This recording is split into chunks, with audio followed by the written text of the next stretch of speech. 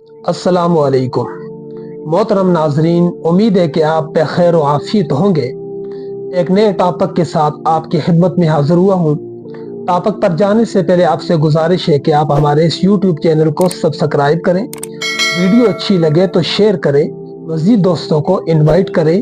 बहुत शुक्रिया। आज का हमारा टॉपिक है बुजुर्गों से सुना हुआ एक तजर्बा यह है कि एक बुजुर्ग से सुना कि इंसान जब बच्चा होता है तो उसका सारा जोर उसके पाँव में होता है। यही वजह है कि वो दिन भर दौड़ता रहता है, छलांगे लगाता रहता है और कुश्ती करता है, वो थकता नहीं है। लेकिन यही बच्चा जब जवानी की दहलीज के ऊपर कदम रखता है तो फिर इसका सारा जोर उसकी आंखों में होता है। वो सामने पहाड़ को देखकर ये समझता है कि इसको मैं मुक्का लगाऊं तो पहाड़ गिर जाए, हालांकि ये पॉसिबल नहीं है। फिर यही जवान जब बुढ़ापे की दहलीज के ऊपर कदम रखता है तो उसका सारा जोर उसकी जुबान में होता है।